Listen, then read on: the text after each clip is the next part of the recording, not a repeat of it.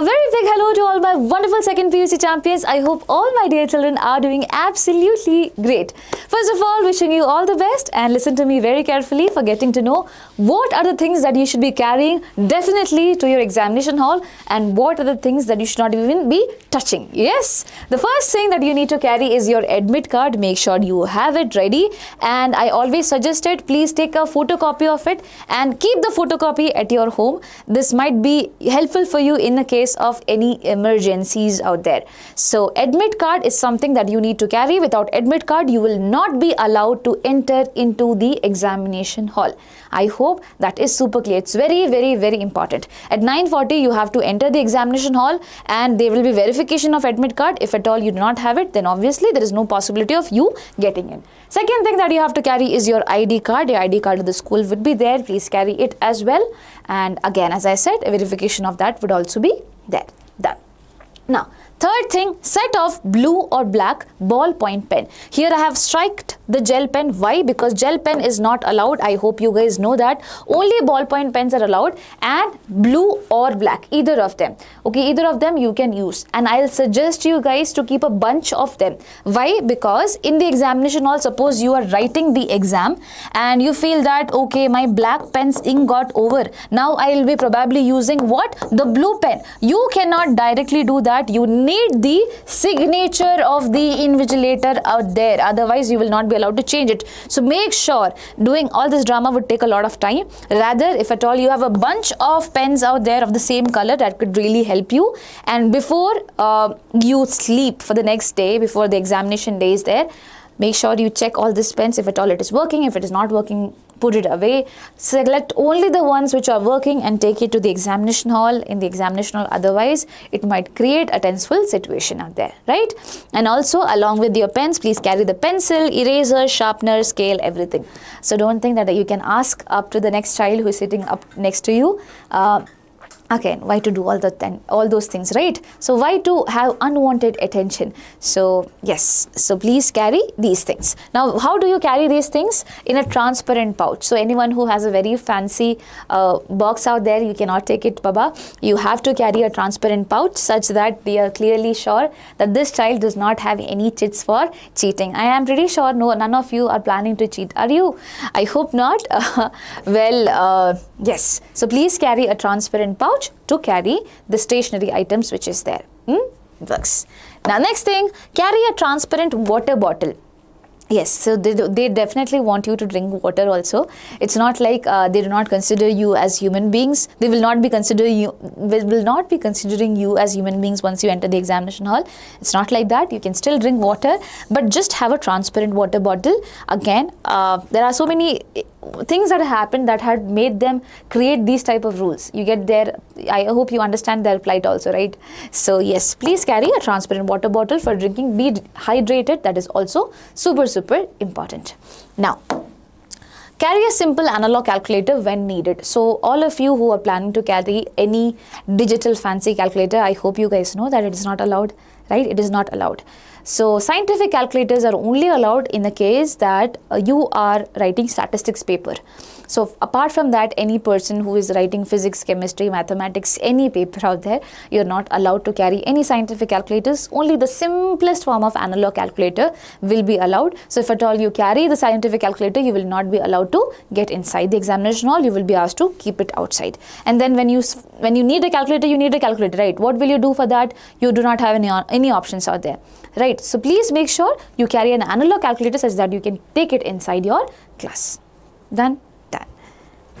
Okay, next thing, things not to be carried in the examination hall. That is also super important. First thing, I told you, you can just have what? A simple analog calculator. You cannot have a scientific calculator. That's done. Second thing, writing pads are not allowed. So if you are someone who feels very comfortable in a writing pad, so we have to change the comfort slightly, because probably they might give a proper table for you to write the answers, since you would not be allowed to have any sort of writing pads, whether it is transparent or it is not. No writing pads are going to be allowed. I hope that is clear. So do not take the effort of carrying it. Now, next thing, do not carry log table or any other resources, whether it can be any notes or things like that. Please do not carry it. You will get the log table there itself, that will be provided to you. So no need of carrying a log table by yourself. Okay. Next thing, do not carry any watch. Wall clock will be there in the examination hall.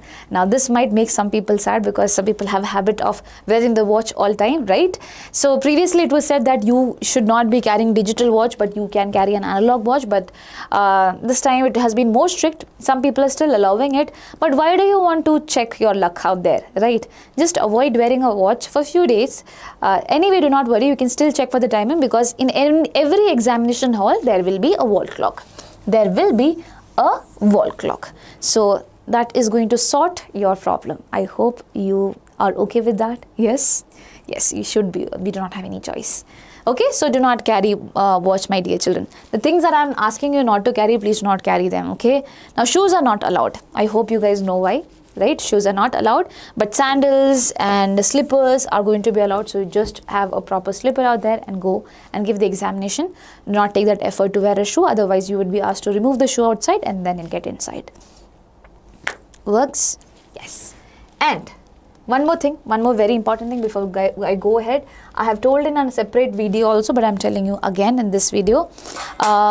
Females, okay, my children, my fellow girlies out there, listen to me very carefully.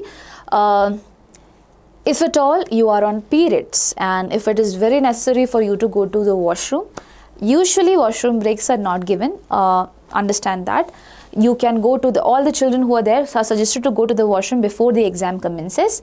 But if at all it is urgent, very much necessary, you will be allowed to go. Again, teachers would be leading you until the washroom and there will be checking once you come back. Once you come back before entering the examination hall, again you will be done with the checking, and also you would have to give your papers to the invigilator before going to the washroom. I hope you guys know that.